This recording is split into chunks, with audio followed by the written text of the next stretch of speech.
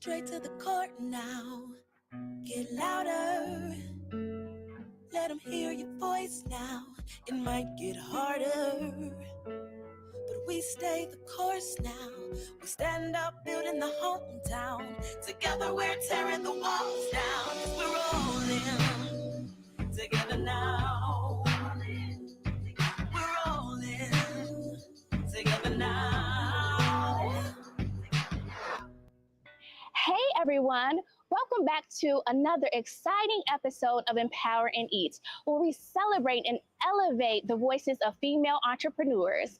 I'm your host, Denisha Porter, Executive Director of All In Cincinnati. Today's episode is a special one. We're focusing on funding, finance, and scalability.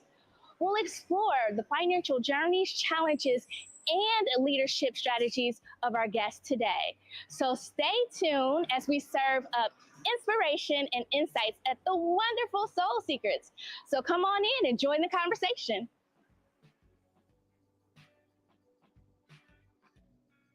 Hey, Candice, thank you so much for inviting me to your spot.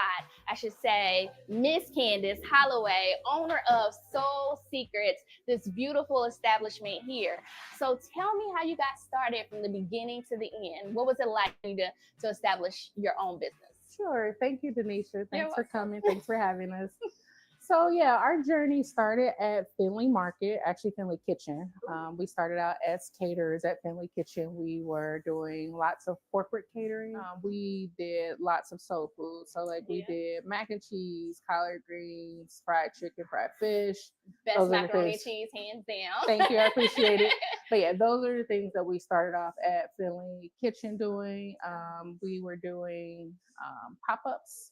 Brunch pop-ups where we were just trying to test out recipes, kind of get a feel for what the city liked, what the city didn't like, what was good, what we thought was good that other people might not think was as good. Oh, so what are some of the things that came out on the winner side? What are some of the things that came out on the losing side? Well, I think that we had lots of winners, but it didn't necessarily fit the formula of soul food.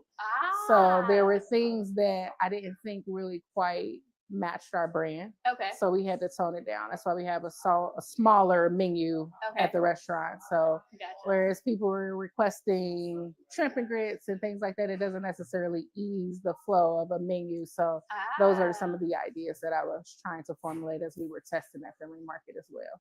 Gotcha. So about how many people were you serving a week through catering at Finley Market?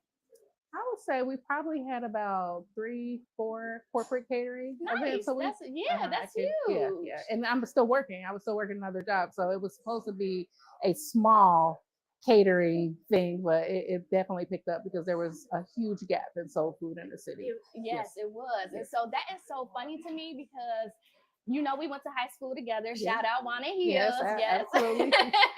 Go Eagles. Yes. But I always saw you as a business owner. I always saw you as a boss. Like that was your personality when we were in school. And so I didn't even know you had another job before you started this. So what was kind of the impetus for you to start your business then if you had a job? What made you want to start Soul Secrets? Well, I actually had another business. That's what I knew. Not a job necessarily, a business. But I was consulting. And the reason I started Soul Secrets is it was a way for me to connect with my daughter. So there were some challenges as she was growing up in her teenage years, and I felt like it was an easier way for us to connect with one another. So I started sharing recipes that my grandmother shared with me, started sharing family recipes. It was also a way for me to take bacon off of my plate and just cook for the holidays and add Thanksgiving dinners for bacon for her. But it was a way for me to really dive in, connect, kind of see what she was dealing with and experiencing. So that was really the whole start of Soul Secrets, is me connecting and having some one-on-one time with my daughter. Like, we're baking, it's therapeutic. It's a way for me to kind of get the ins and outs of what's going on with her everyday life and some of the emotions that she was dealing with. So I love that. That is actually good advice for parents who are looking for ways to connect with their children as well, maybe like through cooking with each other or baking. What was her favorite thing that she liked to bake? So pound cakes. We started off actually like with the cakes, And then we started off doing the puddings, the banana pudding, which was really that's big. a signature here, right? That The is banana a pudding. signature. Okay, Yes, we gotcha. sell a ton of banana What's the pudding. secret? Yeah, Don't no tell me secrets. that. No trade secrets. I tried for you guys. Yeah, no, but we definitely started out with baking. And then Mm. she naturally is a great cook. Uh-huh. Like, so she started cooking and we started, connecting and having that one-on-one time, that quiet time while we were baking and cooking to kind of bring us up to Soul Secrets, the actual business. And then like a lot of people always ask like, hey, can you make me a pan of macaroni and cheese? Can you do this? And I'm like, yeah, no, I'm not making mac and cheese anymore. So in my mind, I'm like, we need to create a business. And so that was the start. And I actually started out with Soul Secrets. She was going away to school. Mm-hmm. She got a partial scholarship to Howard. Woo-hoo! Yeah. But I knew that we could bring in some extra cash having another business. So we started that other business, Soul Secrets, at Finley Kitchen as a way to kind of support that tuition that we had to pay for school. That's huge. Yeah. So. Okay, so transition us here to this brick and mortar. Like, how did you go from Finley Market to this location? Okay. So we actually in 2020, we were supposed to be the first cohort at Finley Launch. They started a new idea where they were allowing businesses to test out their business concept. And then COVID happened. And so everything was shut down, the world shut down. And actually 3CDC reached out to us. Yeah. So they were like, identified. Yes, they reached out like, hey, is there anything that we could help with? What are some of the things and some of the challenges? And we started working with them early on during COVID. And then we recognized that it was a good partnership, started looking at some places, and here we are. So, yes. And here you are doing amazing stuff. Yes. So one of the things that I noticed when I first came in here are all the beautiful pictures of your family on the walls. Can you kind of describe the pictures and then also talk about generational wealth, how this is building and sustaining a business for your daughter to come? So the pictures on the wall was very important to me because my grandmother was born in 1927. She was born in Forsyth, Georgia. She didn't have a lot to leave to us, but what she did leave was invaluable, right? The foundation of cooking and something that I can teach to my own daughter and my granddaughter, even her daughter. We're baking and cooking. So it was important to highlight the women that had a significant impact in my life, and as well as making sure that my daughter understood, where we came from and how these traditions should carry on as time passes, which in turn creates generational wealth because we're building this brand, because Soul Secrets is bigger than us having this brick and mortar. It is a brand that will expand, right? And so the goal would ultimately be for her to have her own spaces and transition to her to some bigger things so that she can create that generational wealth. I love it. And so as we're having this conversation, I was thinking about, have you ever thought of having cooking classes here? Good point. So actually we are in the process of moving a team of people back to Finley Kitchen because we're growing. Our catering requests are growing, and in the Finley Kitchen, they have a space, a classroom space where we can do some cooking classes. So we have some date nights planned for Christmas. We have a lot of things that are planned that we're working with. Our Pepsi partnership that we did when we won the restaurant royalty, they're helping us like behind the scenes, some support, some mentorship to kind of get some other things rolling. So we are going to Finley Kitchen to do some cooking classes. So we'll do some baking classes with the kids, like some mommy and me baking classes, some date nights, and some other things that we have in the works. It's just a matter of building a solid team that can help us. Well, I just want to say thank you so much, Candice, for all that you're doing in the community.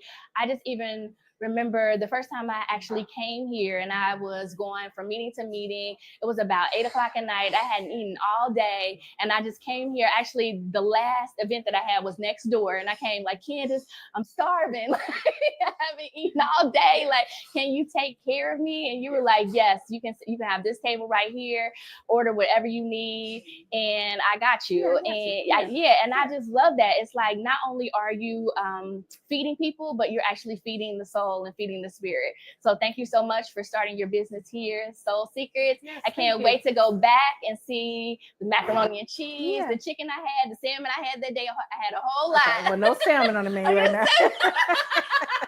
That's the part of toning the menu down, right? Well, the greens were amazing. We got greens, yes. So, awesome. Yeah. Well, thank you so much, and stay tuned. We'll be back in a minute. Thank you.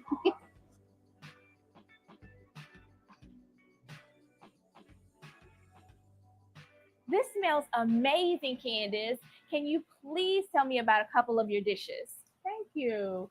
So these are the items that we sell the most of. So we have our mac and cheese on the line. So tons of mac and cheese, our collard greens, sweet potatoes, and our green beans, and like all of our vegan items are on the side to stay separated from the other items. So I love it. Tell them about your vegan items, because you have a vegan pot pie. Is that right? Is it seasonal? Seasonal. Okay. Yes. And there was we had a vegan Salisbury steak. Yep, that's what it is. Yep. So we sell a vegan Salisbury steak. A lot of our meat eaters love it, but it is a Beyond Meat patty. And we just kind of add our own flavor and flair to it to make it a Soul Secret Salisbury steak. I love it. Yeah. Well, let's go over here and I can package up some stuff to take home. So this is our peach cobbler. We do package our peach cobbler to go because most people, the portions are so big they can't eat before they go home. So this is the peach cobbler. We make it in high. This is it. You can scoop it up. Most people like the crust, so make sure you get some crust too. Yes, the crust is the best part. And so what are some other items? We have jambalaya on the menu, right? Yes, we do. We have jambalaya, we have meatloaf, salmon. We do have salmon croquettes. Yes, salmon. I knew you did. We do use fresh salmon every day to make croquettes. But, those are the things. Banana pudding. Yes. And gumbo. Like it's gumbo season. Gumbo. Like lots of people have been asking about gumbo and those things, and I didn't have it in the summer months because it was too hot. Right. So we just started adding gumbo back to the menu. So we definitely have gumbo. I love it. But this is our peach cobbler. My mom makes this every day. She just left. Are you serious? She makes it every day fresh? Oh my God. This is my peach cobbler. So excited. Thank you so much, Candice. Absolutely. Thank you for having me. No problem.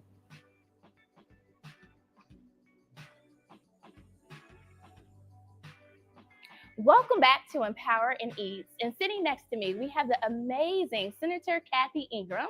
And then you guys already know Candice Holloway. And then joining us, we have Shauntel Dobbins. So let's get started. Shauntel, can you tell us a little bit about what you do in your business?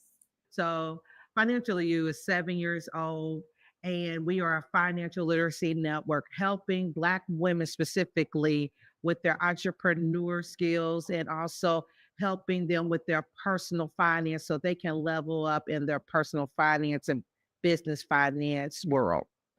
Amazing. And then can you tell me, like, what are some of the biggest challenges that you coach businesses through?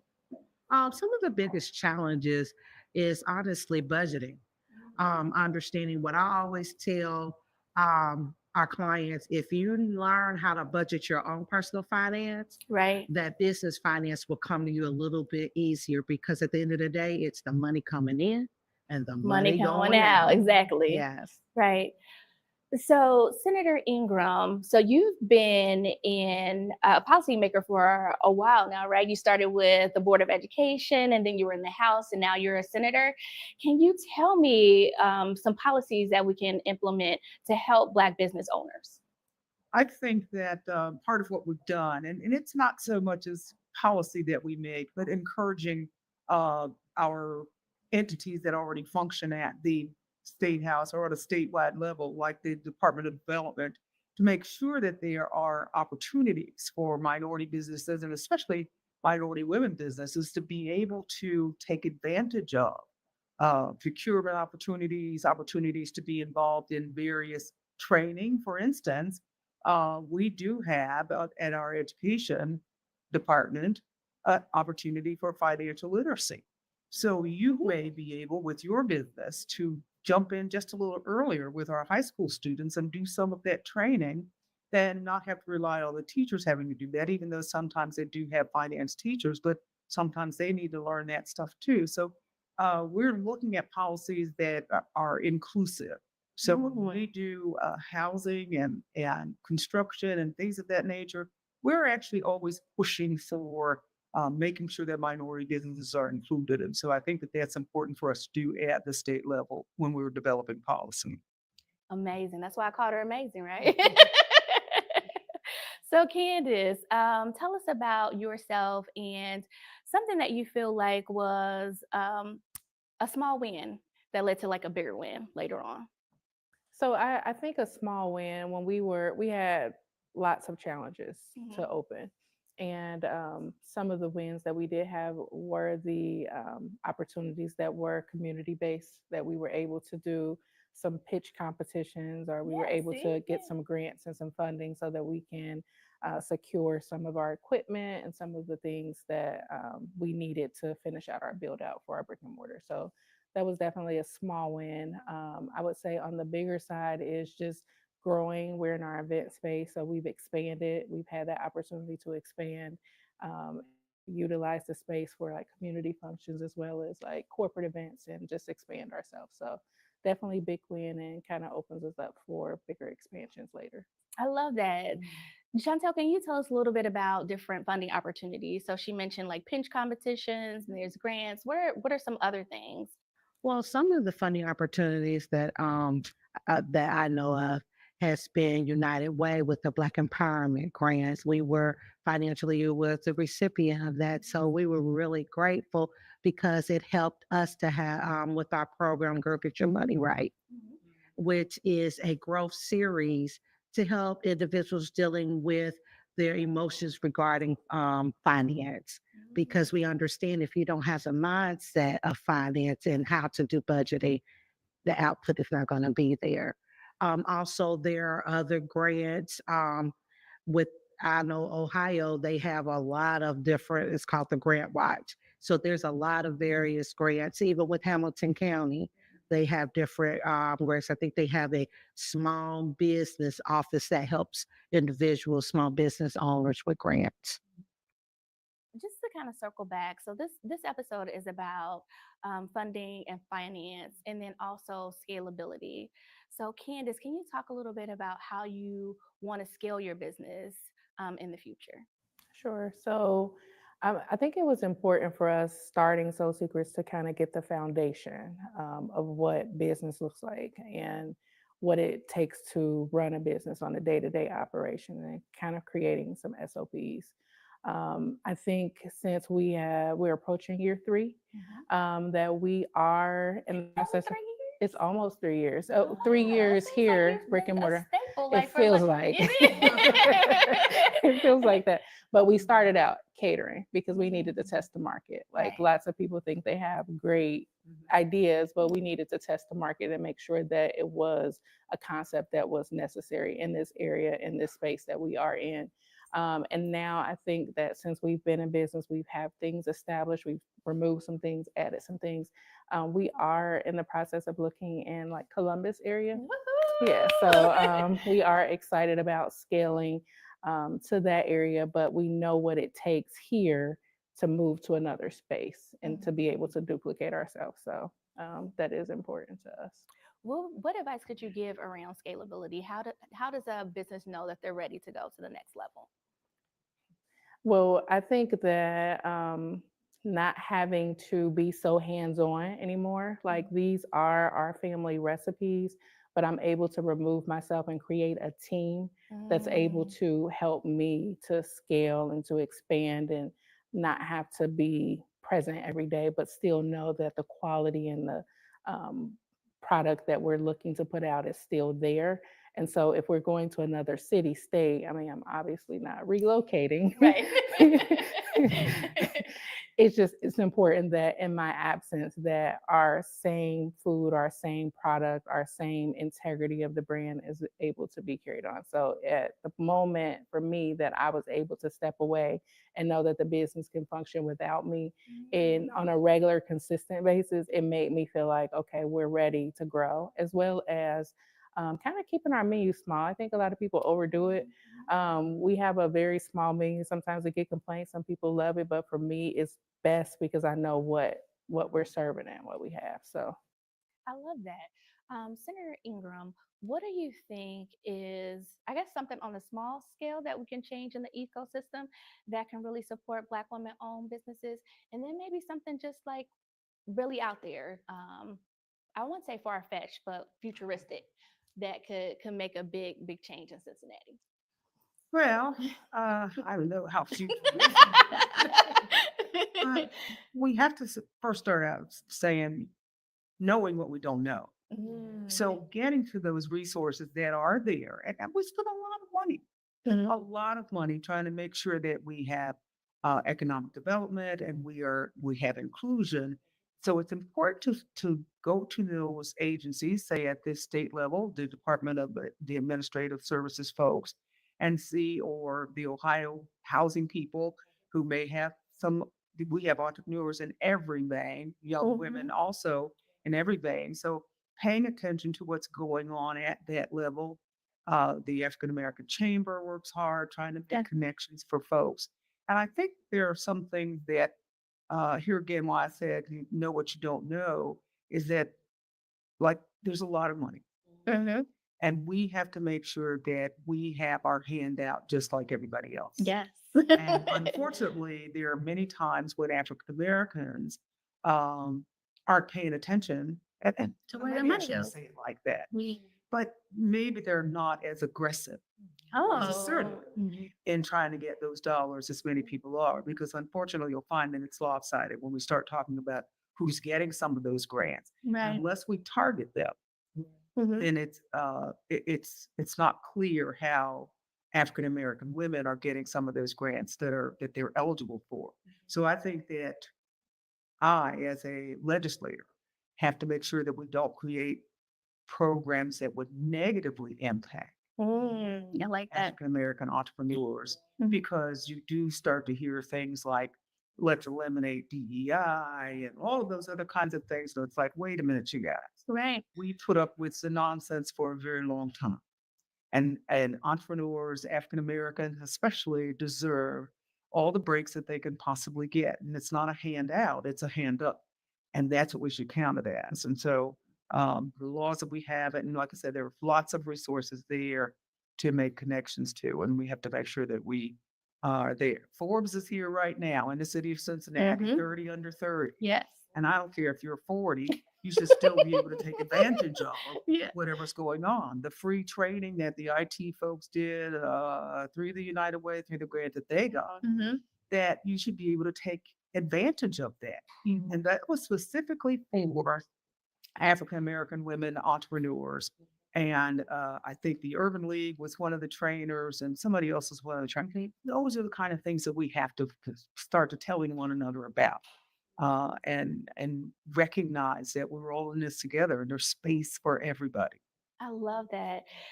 So you said something that was really key, learning how to balance being assertive. Like, can you give some tips on how to do that? Well, the bad part about it is when a woman, period, is aggressive, if she becomes the B word in the room. Black woman becomes the angry Black woman. So we've got to understand that that's a myth. Right. We have to make that disappear in our minds when it comes to saying, I deserve this. And so, yeah, I'm here and I'm going to call you every day until you tell me that either I don't get the grant and give it to somebody else, or why I didn't get the grant. Or help me with it, especially if that's what you do. Right, exactly. So we have a bad habit of saying, oh, well, didn't get it, going home. Right. No. So we've got to do that more often. Trust ourselves. And here again, trust the people around us and then try to get that work done. Just be out there. Just forget about who calls you whatever. I love that. So speaking of trust, Shauntel, when you stepped out to be an entrepreneur, what made you really trust your instincts, your gut to say, I can do this and I can help other businesses? Well, what made me do it was a God moment for me. I was a single parent, and with my 3 kids, I didn't have people to pour into me regarding finances. I knew how to spend money. I knew how to spend money, but as far as spending it properly and savings and all those types of things, I didn't have that. And also, as we all know, Black women are underserved, and I was underserved in that area. So I just said I wanted to end judge and shame. So I wanted to be the people that what would That for a minute though, like judged and shamed. well, sometimes there's a statement that sometimes people say they just need to learn, and you can fill in the blank, whether it's savings, whether it's writing grants, whether it's doing whatever. But if no one teaches you, how are you going to learn?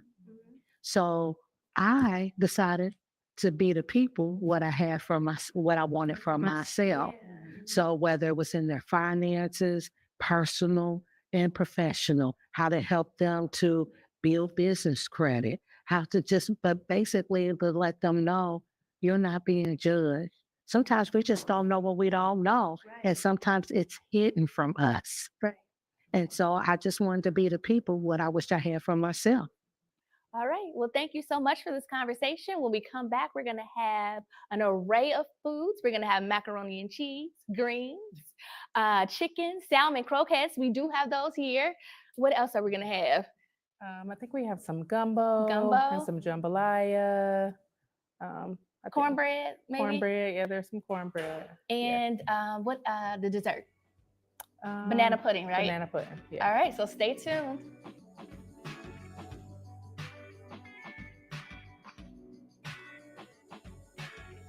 Welcome back to Empower and Eat, and we have our food here. So let's start with Shauntel. What do you have? I have the fried chicken, dark meat. I love the way you have to say dark meat. Macaroni and cheese, collard greens, and my favorite, potato salad. Awesome. What do you have? So I have fried chicken as well, and I have jambalaya and a salmon croquette. And I have what I had when I came here and I was super hungry. Candice fed me. I have macaroni and cheese, greens, sweet potatoes, and the salmon croquette, and some cornbread. And what do you have? And I have jambalaya. No, I don't. I have gumbo. Collard green gumbo. Collard green gumbo. That's from being greedy. Just looking at it. I didn't eat it. And I have salmon croquette and cornbread. And she doesn't know it yet, but I'm getting some of her macaroni and cheese. Oh, you can have some. So did I ever ask you what's your favorite food here? I don't know that you did. I have so many favorites because they're all menu items that I grew up cooking and eating with my grandmother. But I would say probably the mac and cheese, because the mac and cheese is really important in our family. Like, it's like, who making the mac and cheese? Who bringing the mac and cheese? Right. So you had to know how to make the mac and cheese. So the mac and cheese, I would say. Well, I'm gonna dig in, but as we do, I'm gonna take my first bite. So good. Really good. I'm glad I'm on TV, so. So Candice, like, what is some advice or a takeaway that you can give to other people who really want to start their business? Or maybe a fun fact, something that they didn't think about. I would say the biggest takeaway that I have being in business is to know your target audience. And I think it's really important. I think sometimes people have these ideas and they get overwhelmed with a lot of negativity. And I think for me, I knew who my target audience was and is. And you have to also recognize that the whole city of Cincinnati is not my target audience. And I think that is okay. when you can focus in on what you're pushing out and who you are catering to. And I think that that's really important so that you can stay centered in the business and focused as well. So Yes, that's super important. But also, I think you told me something that I didn't know, and this was the fun fact that I was alluding to. You started your business with grant funds. yes. So when we started building Soul Secrets, as I think we discussed this, we were in the middle of COVID. The banks were like, "You're building a restaurant, like what?" And nobody was interested in giving out funding. So we really had to dig in. We really had to pursue, as Kathy was saying, like grants. We went through Main Street Ventures. We got $30,000 through Main Street Ventures. We had the Urban League was very helpful. We had the Over the Rhine Chamber, like we did pitch competitions. Like Ooh, talk about what a pitch competition is. so we went through Black Girl Ventures. That was a pitch competition. It came to Cincinnati. It you have to write essays. We've written so many essays, but about our business, but we were very focused on what our why was. And in the pitch competitions, that's really what it is. It's like, what's the reason for your business? What is your business servicing? And I think that's what we focused on during the pitch competition. And we won first place. Yay! Yeah. So we won Congratulations to $10,000. you. Like, so we probably got, about $130,000 in grant money, like just That's from pitches amazing. and just pursuing different avenues and Can just I telling our pat you on the story. back I for pat you? myself on the back, girl, because it was hard. It was hard, and it sometimes gets a little discouraging. But I think, as you said, like we really dug in. We really knew, like, I know that this is an assignment. I know this is what God has for me, and what's next. And we had to pursue those grants so that we can get to the next. And here we are, like, and yeah, we're in the process of doing another pitch. I will pitch all day. We have to. So yeah. I love that. What about you, Shauntel? For me, remember your why. Remember the purpose of your why. Why did you start? For me, again, wanting to serve. It's not about read, it's wanting to serve because these are the talents and the gifts that God gave me, and I want to share it. But what I also will also understand, even because with business, you have your ebbs and flows. Yeah. Sometimes in life you have your ebbs and flows, and for me, in remembering my why, collaboration happened, partnership happened. I partner with different nonprofits. I partner with different churches in the city. Um, Understanding with financial literacy it's creating in its own way generational wealth Yes. because our children are our biggest commodity, and they don't know, they are illiterate. And so financial literacy needs to start not at the high school, not the babies. So in doing so, then they're growing up, it won't be hidden from them. Money, how to navigate the personal finance won't be hidden from them. If they want to have a business at a young age, you see different children have these little lemonade stands. They're doing things, and it won't be hidden from them. Right. Even with my daughter, one of my daughters, I didn't know what to give her for her birthday. I gave her an LLC. Yes. Yeah. I gave her an LLC, and so for me, it's ministry because charity begins at home. It does. But I remember my why, because when you remember your why, it keeps you from pulling the plug. So that's for me. That's remember my why. I love it. What about you, Senator Ingram? Well, I'm gonna say, as I said previously, is that don't be afraid to ask. Mm-hmm. Know what you don't know. Right. And there are lots of people, and you look and you see it in magazines, and you see people and young African Americans all across this country and women doing bigger and bolder things. And we have to be able to say, I want to be like that. Yeah. But then we have to understand, how did we get there? How did we get to that? How did she get to that? Where is that phone threads? But we have to understand, how that all works. And so don't be afraid to ask the questions. I was just telling a young man that Jobs Ohio, there are dollars out there, the Chamber of Commerce. Oh, yeah. And Yeah. there's things that we need to take advantage of and not act like they're doing us a favor.